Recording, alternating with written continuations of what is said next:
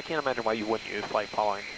I mean, I guess I get it. I mean, I've been there, nervous about using it just because of the ordeal of talking to air traffic control, and am I going to be saying the wrong thing? But after doing instrument training, it's really not that bad.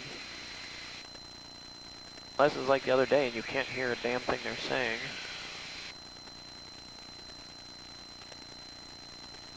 I was flying yesterday, and when I was picking up my clearance, a beautiful VFR day, but I wanted to do some IFR flying, so I filed IFR. No real reason to, other than for practice. I would have picked up flight following anyway, but for the first leg I took IFR down to Muncie. And when they were giving me my clearance on the ground, they were vectoring me around that 12-mile MOA. BOA. I guess I should call it MOA. Whatever. Warrior 3 November Delta, turn left heading 280.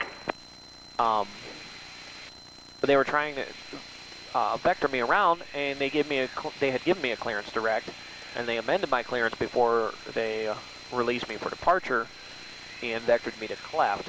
And they're spelling it out, and I, for some reason, could not understand what they were saying when they were saying Charlie, Lima, Echo, Foxtrot, Tango.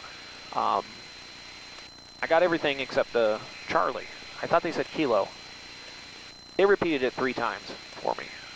I wrote it down as Kilo, Lima, Echo, Foxtrot, Tango.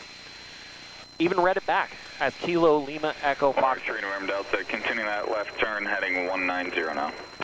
Kilo, Lima, Echo, Foxtrot, Tango. Read it back like that. They did not correct me.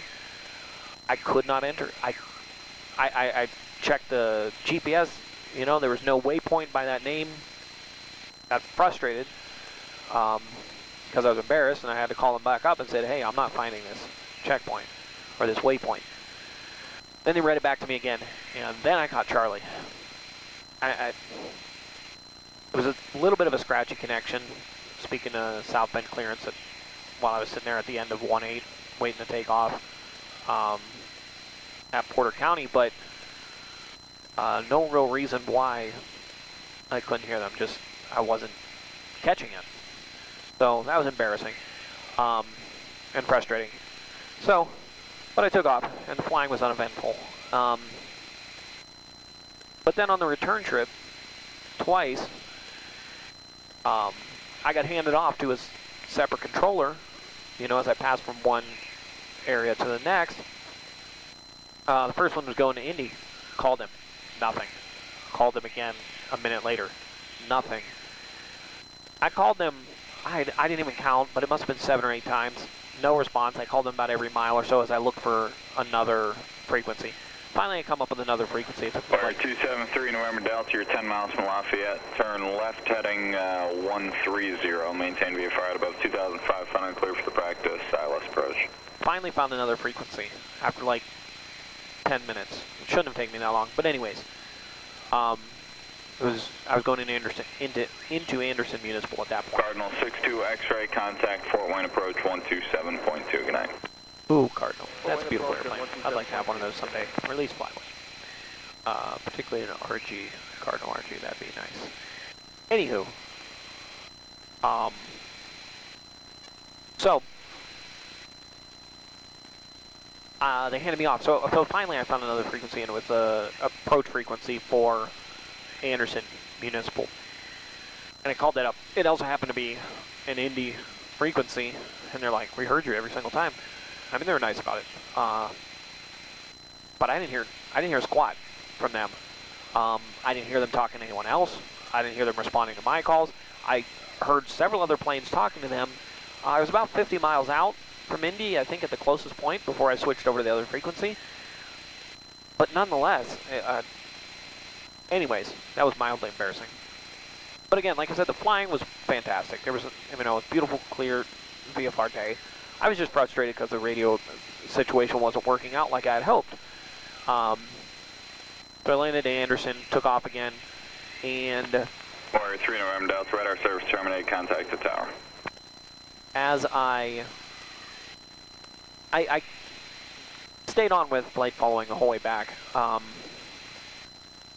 But when they handed me off to South Bend, I had the same situation. Couldn't hear them, couldn't hear them, couldn't hear them.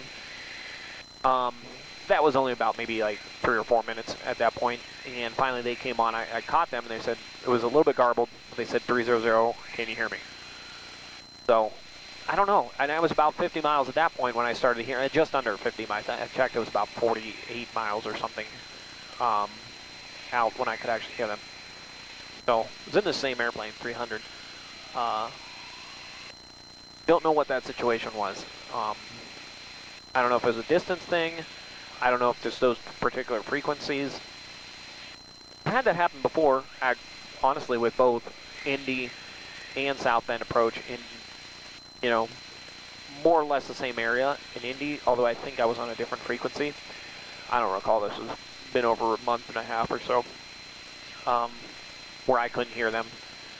And then it happened again a couple weeks ago, about 3 weeks ago or so, when I was flying with South Bend, and that was actually interesting because we're flying along. I was with a friend of mine, Ryan. He and I were flying together, and we couldn't hear South Bend, and then next thing we know, Southwest pilots calling us up like, hey, contact South Bend on such and such frequency.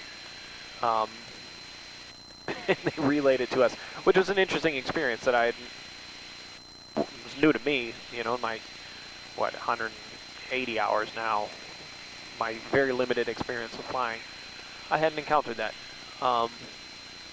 But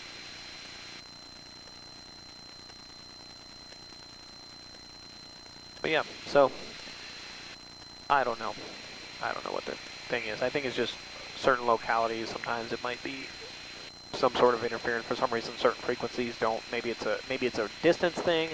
I don't know if it's a line of sight type situation. I really don't know. I should probably ask someone and see if I can get an answer. I'll have to ask Brad. Brad would probably know.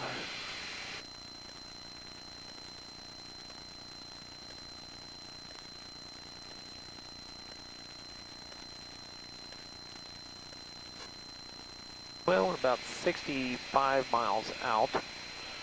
Ground speed's picked up a bit. We're 95 knots. Check my tack. My tack's a little bit fast. I could throttle.